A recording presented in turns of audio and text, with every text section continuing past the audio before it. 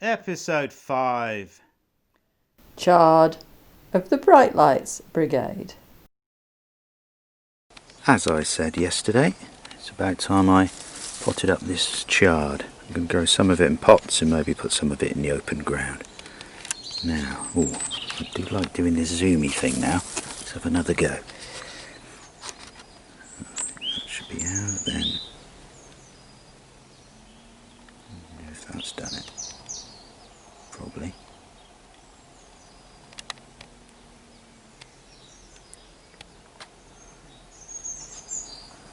Okay, now we're going to take amateur camera work, amateur filmmaking to a whole new level. Low level or high level, yet to be determined. I've got a real bug now for this filming my own content. So let's have a go. I'm not sure how it's going to work because I'm going to need two hands to do the potting up. Right, so I've got my chard here and I've got my tray that I'm going to work on here. Oh! Somebody's going to put a plant, I don't know, it's going to be a large daisy or something. Right, well he can come out. So that's my tray for where I'm working. So what do we do? Hold on. Oh, more of them here. Right, as I say, might not be the most smooth of filmic experiences. Right, so let's swap hands. Oh yeah, let's use a rubber glove on one hand. So it's getting my nails too encrusted. And we're going to do this. Now this tray has got holes in underneath so you can pop up the plants. It's a really well insulated tray. Now should I put the camera down, do you think? Or try and hold it? Sit on my knee. No, that's going to be no good. Right, about that. Bounce it there. Who knows, we might be reaching new camera angles here. Right, let's go for this nice specimen, push that up. Out he comes, right. No, because the soil, yeah, probably best to get my pot ready first, then it can go straight in. So, pots, let's go for this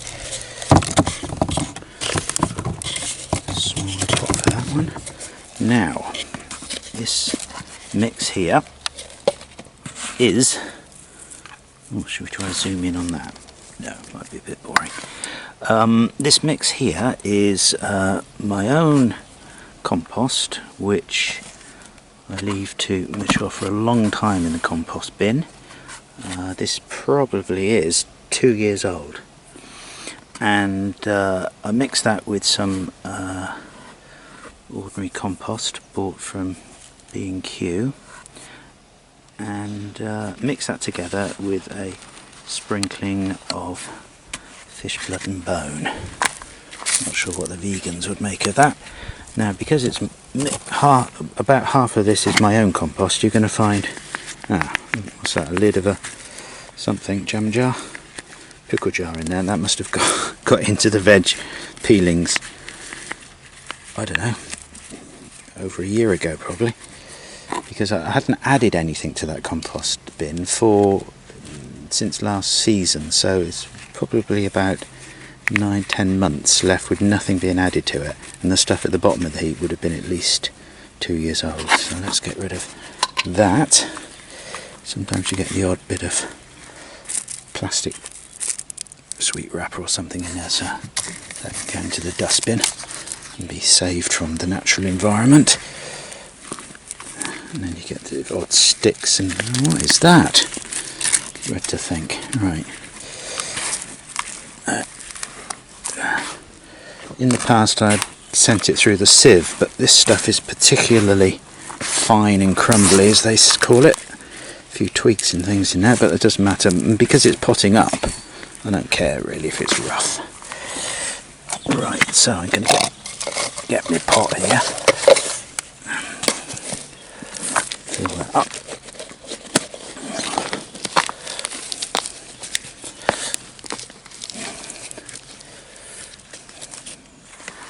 I just get, I don't know what colour this compost is. I get the impression it's sort of dark, and got the feeling of being really nutritious. Now look, the bit that look at that. What that is, a little weed root or something hasn't rotted down. Although the compost heap is a good environment for stuff growing in it, so maybe things grow. Now, how much space shall I leave for my plant to go in? Don't want to underdo it, don't want to overdo it, so let's leave a big well in the centre there. Again, all one-handed. I wonder if that... So shall I leave the pot in there, extract the plant? Where are we here? Yeah, you get my point of view now. And you can't see. Now, I did do myself a tea, which probably appeared in the back of the shot actually. Stuck it at the back here, yeah. There's a bit of a theme going on with this week's videos.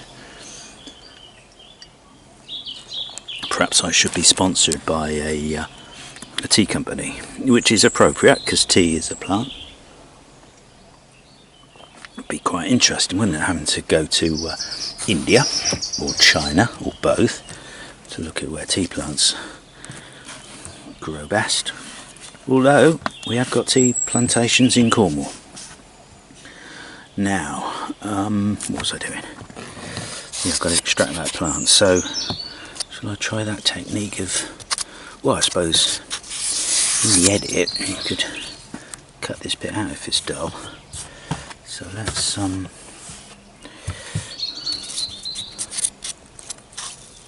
put the, well, I wonder if I go like that,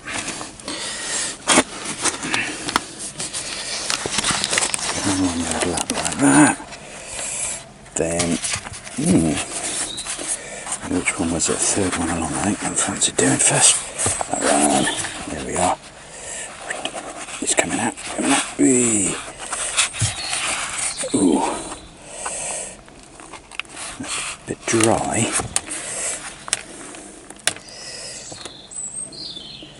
Suppose, what the, call that?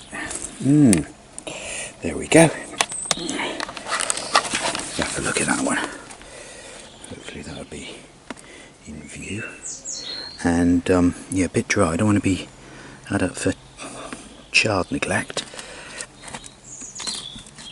Right, in we go with the oat plant. Let's put it in, and then you can just imagine that bit, and then in we are there. Ooh, how's he doing? Makes a sort of nice square shape, doesn't it? Right, if we can get a bit of soil off the base, then he can sink a bit better down. I should be doing that with me glove tan, shouldn't I? Right, that'll be alright, won't it? Sort of central, yeah. It's a bit of guesswork. Right, and then I'll fill that in. Got to be delicate not to damage the leaves. Now, what else do we know about chard? Why is it now the common name? Swiss chard, and nobody really knows why it's Swiss chard. It doesn't. Swiss chard is a Mediterranean plant. That's why I leave the hand without the glove, so I can get better sensitivity and check with the hand. Yeah, I've got more control over that. Thought I could hear a bit of... Yeah, look, a bit of plastic. Oh, what? What? plastic in there again as I get into the veg peelings bucket and then get put out. So he's a bit floppy, and you've got to be careful here. Right, let's do it with my ungloved hand, more sensitivity. Yeah, chard. So Swiss chard, and they thought that it might have been named by a Swiss or cultivated, I suppose, by a Swiss botanist, or somehow maybe the Latin name or something, scientific name, was given by this scientist called what's he called, Carl Koch. Yeah, so it could have been Koch chard, but anyway, that's C-O-C-H, I think, Koch. Anyway, but he's not Swiss anyway, he's German, so it wouldn't have been called Swiss chard, so nobody knows. But it is used in a Swiss recipe of a kind of dumpling,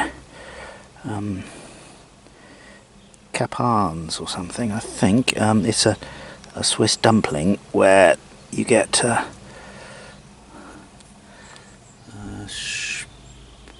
spargel flour,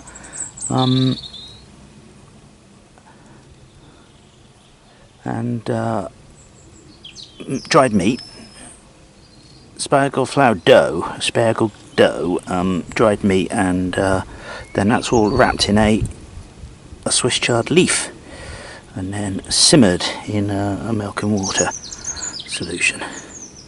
Apparently very popular in that part of the world. So it seems so delicate, but last year I went through the same sort of process, and they grew to like 2 foot high giant plants. So let's see, got that one. Oh, I didn't really need my tray, did I, for working in, because I've been working in the tub of compost. Right, now, is that going to be... It's all very floppy, isn't it? Oh.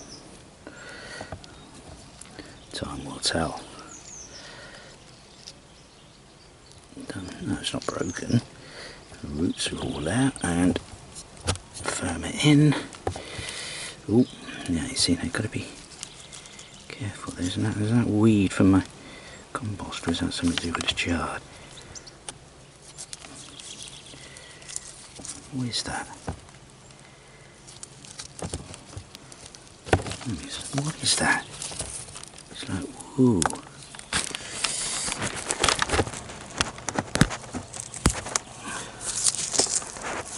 Drinking plastic. Where's that come from? Weird. Looks like a stringer.